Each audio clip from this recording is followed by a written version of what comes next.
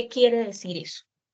Que estas instancias, lo que es el consciente, preconsciente e inconsciente en la primera tópica, y el ello, yo y super yo en la segunda tópica, son instancias, pero son instancias que no existen en la realidad, sino que existen como modelo explicativo. Entonces es muy importante porque esa metapsicología propuesta por Freud lo que va a intentar es explicar cómo funciona el aparato psíquico, pero a partir de un más allá de la conciencia. No es solo la conciencia la que participa en nuestros actos, sino lo inconsciente, que tiene un funcionamiento y que tiene unas normas y demás. Bueno, entonces, en este primer momento, del curso, nosotros nos hemos dedicado a hablar del primer modelo, digamos, la primera metapsicología freudiana, que tiene un primer modelo tópico.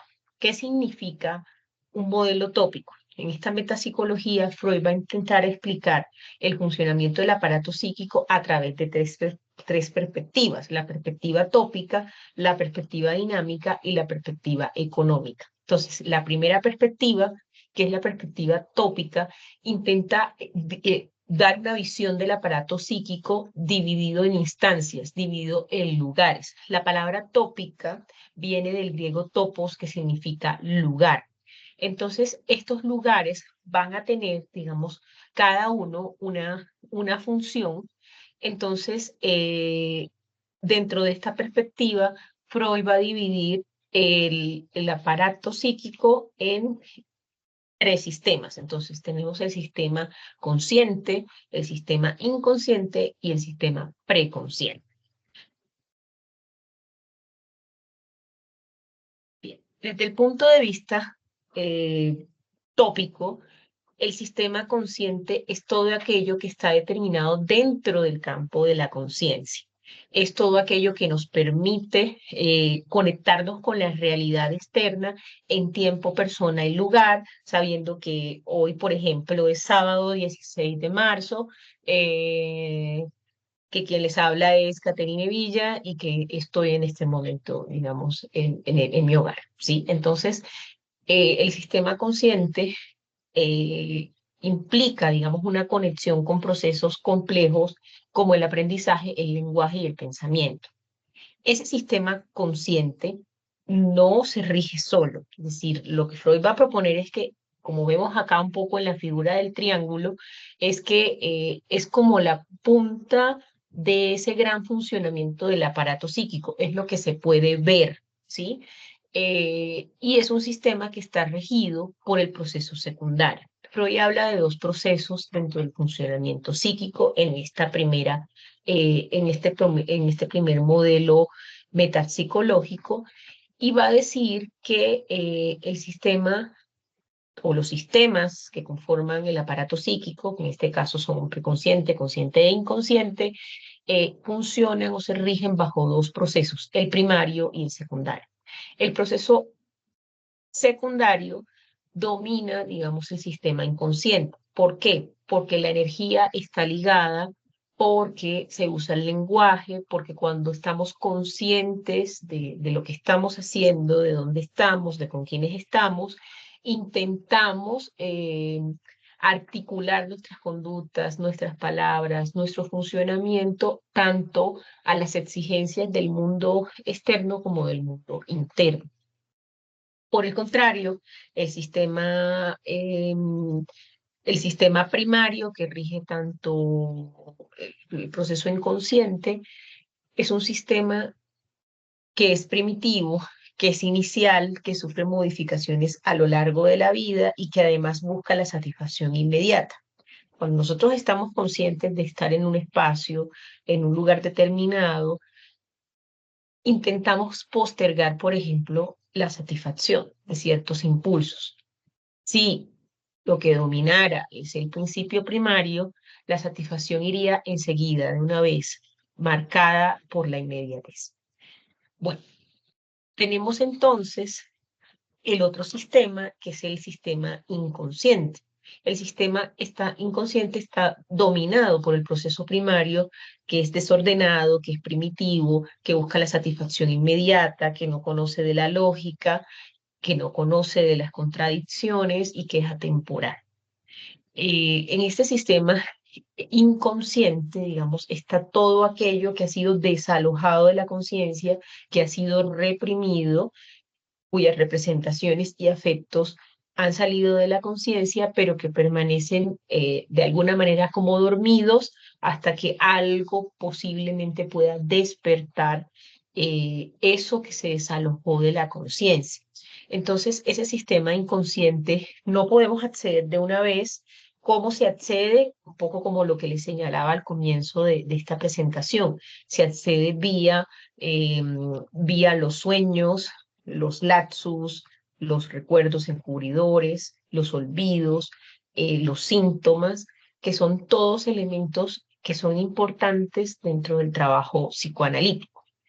Por otra parte, vamos a tener otro sistema que es como un sistema bisagra, como un sistema mediador entre el sistema inconsciente y el sistema consciente, que es el sistema preconsciente, que está regido por el proceso secundario y está ligado a cualidades de la conciencia. Digamos, es un sistema que permite que alguna información no se pueda recuperar tan fácilmente, pero que con cierto esfuerzo el sujeto pueda evocar. Por ejemplo, a uno se le puede olvidar cómo se escribe una palabra, pero en un ejercicio quizá como de recordar, un ejercicio asociativo, usted puede traer a la conciencia cómo se escribe esa determinada palabra con un esfuerzo mediano, ¿sí? Entonces, el sistema preconsciente, allí pues los contenidos salen un poco más rápido porque de alguna manera están más cerca de la conciencia.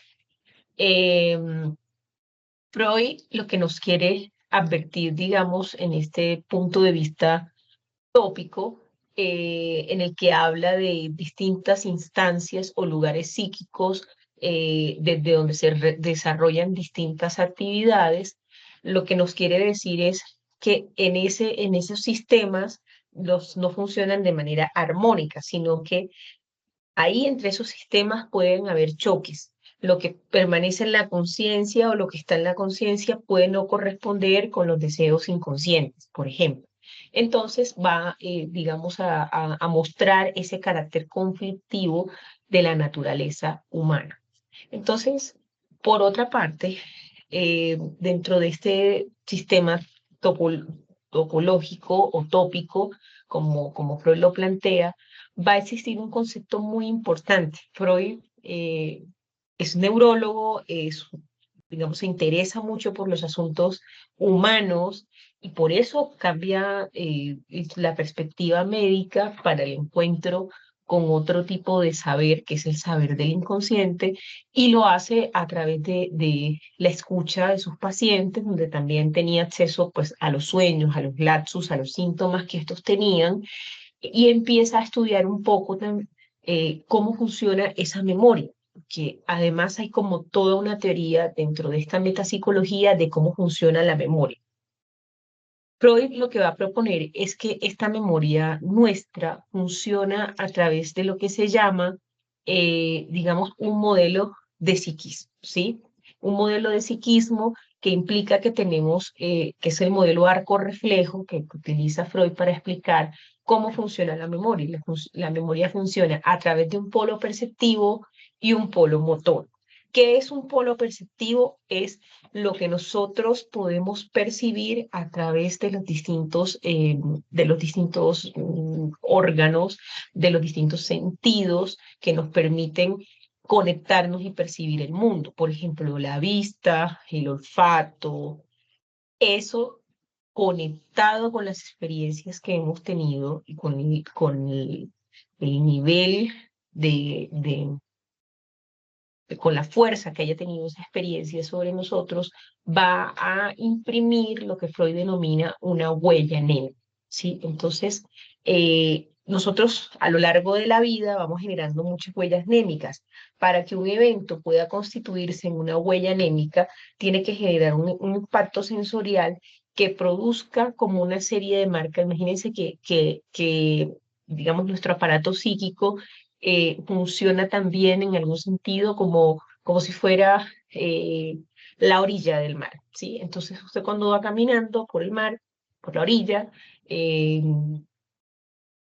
va caminando y va dejando huellas, ¿sí? Y esas huellas, aparentemente, bueno, el mar las borra, pero dentro de ese aparato psíquico, lo que ocurre con esas huellas es que pueden quedar reprimidas por mucho tiempo. Por eso cuando uno, por ejemplo, pasa por un lugar y huele algo que le evoca la infancia, el recuerdo puede ser tan fuerte y tan cargado de afecto que eso lo puede hacer llorar, lo puede sentir, hacerse sentir melancólico, lo puede hacer sentir feliz o triste porque se ha despertado, digamos, a través de ese mismo polo perceptivo que funciona vía todos los sentidos, incluido la piel, se ha despertado esa huella anémica que había permanecido dormida. Entonces, nosotros primero nos conectamos con el mundo a través de la percepción, pero sabemos que la percepción no es lo único, que la percepción es la traducción precisamente de los estímulos y que el cerebro hace todo un proceso de poder transcribir eso en imágenes, en afectos. Entonces, ese polo perceptivo va a generar al mismo tiempo una huella anémica que puede permanecer en el tiempo. Esa huella anémica puede no salir a la conciencia porque ha sufrido una censura, porque ha sufrido de una represión, ¿sí? Pero entonces usted puede más tarde eh, enfrentarse a un estímulo similar y entonces eso que había quedado censurado vuelve, puede volver y entonces ahí puede haber una acción motora, porque el modelo arco reflejo implica que hay una percepción, pero también que por el otro lado hay una salida motora a esa percepción. Es como, por ejemplo, cuando uno eh, accidentalmente toca algo caliente, usted primero todo su cerebro, su funcionamiento del aparato psíquico tuvo que hacer una comprensión de eso que pasó rápida, ni siquiera una comprensión, tuvo que hacer una traducción de todo ese estímulo, pero inmediatamente usted retira su mano, por ejemplo, de la zona de calor y eso es una acción motora. Del mismo modo, la memoria y las huellas némicas pueden conducirnos a una acción motora, ¿sí? Es el caso de alguien que estando en la guerra escuchaba muchas bombas, muchos bombardeos y tiempo después, pasados 10 años, está en una reunión familiar, a alguien se le cae la tapa del caldero y esta persona sale corriendo y actúa como si estuviera en la guerra. Ahí se activa un polo motor porque lo que se activó primero fue una huella anémica que hace que haya un acto, digamos, que responda justamente a esa huella anémica que por alguna razón había quedado reprimida o desalojada de la conciencia. Entonces Freud, de alguna manera, o de muchas más bien, tiene una teoría sobre el funcionamiento, digamos, de la memoria a través de este concepto de huella anémica que no es otra cosa que la impresión que dejan un recuerdo, una experiencia, un olor, digamos, al sujeto y que muchas veces se desconoce.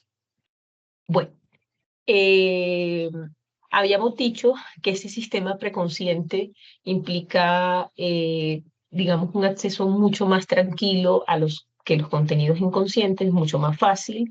eh, y que además esos contenidos preconscientes son de fácil evocación porque de alguna manera es como una zona de tránsito, es como una zona en la que fácilmente se puede transitar hacia los elementos conscientes. Bueno, tenemos entonces la perspectiva dinámica. Esta perspectiva eh, un poco ya la había planteado inicialmente cuando les decía que para el modelo freudiano va a ser muy importante el conflicto como un elemento constitutivo de la naturaleza humana. ¿Qué quiere decir eso? Para Freud no hay subjetividad sin conflicto. ¿Por qué? Porque tenemos distintas instancias funcionando en un aparato psíquico y distintas instancias que piden diferentes formas de satisfacción. Entonces, Freud va a decir que hay una perspectiva dinámica que básicamente se centra en comprender cómo esos conflictos internos pueden ser provocados por fuerzas tanto externas como internas del sujeto y que además van a tener un tipo de exigencia de trabajo, porque cuando usted tiene un conflicto está intentándolo resolver de alguna manera. Entonces, son los ejemplos que he colocado en clase. Si usted por decir algo, conoce al novio, a la novia de una amiga y le gusta mucho, tiene un conflicto moral entre eh, intentar conquistar a esta persona o respetar ese vínculo que tenía con su amigo o su amiga. Entonces, de allí que Freud pues, plantea que hay conflictos manifiestos, donde hay exigencias morales, sentimientos contradictorios, como este caso, este ejemplo que les coloco, o conflictos latentes, donde pues, son incognoscibles las razones por las cuales está en conflicto, ¿sí? Alguien que, por ejemplo, sufre, eh, sufre siempre como un tipo de relación en la que sale afectado porque le lastiman, porque lo violentan. Alguien podría decir, no, esto es por azar, pero posiblemente de manera inconsciente busque este tipo de relaciones para poder satisfacer, por ejemplo, un deseo de castigo inconsciente, pero esa persona no lo sabe, por eso el contenido del conflicto es latente, la persona tendrá que hablar y tendrá que tramitar y volver a representar eso que le pasa, no solo como alguien que sufre una situación dolorosa y que se trata de un azar de la vida o como dice el meme por ahí, que Dios escoge a sus mejores soldados, no, sino que ahí hay una participación inconsciente, hay algo no sabido que está operando sobre esa manera en la que esta persona elige para fracasar o elige para sufrir. Entonces, Freud va a decir, dentro de esta perspectiva dinámica, que lo que se hace, digamos, dentro del funcionamiento inconsciente es censurar contenidos para que no pasen de un sistema a otro. Entonces, desde el sistema inconsciente está la censura, está la represión, que es un mecanismo de defensa muy importante para evitar que ciertos contenidos pasen a la conciencia porque serían muy dolorosos. Esa es la razón por la que, por ejemplo, olvidamos el contenido de los sueños. Algunos sueños son tan reveladores que una vez nos despertamos, hay que olvidar porque eso que se soñó es demasiado fuerte para poder asumirlo en la conciencia. Bueno, habíamos dicho que Freud plantea para explicar la metapsicología, para explicar cómo funciona el aparato psíquico, la perspectiva tópica, económica y dinámica. Ahora vamos a hablar un poco de esta perspectiva económica. ¿De qué hablamos cuando hablamos de economía? Hablamos del manejo de recursos, recursos que pueden ser variados. Dentro de este contexto, cuando hablamos de la perspectiva económica, no hablamos de dinero, hablamos del manejo de la energía psíquica. ¿Qué es para Freud la energía psíquica?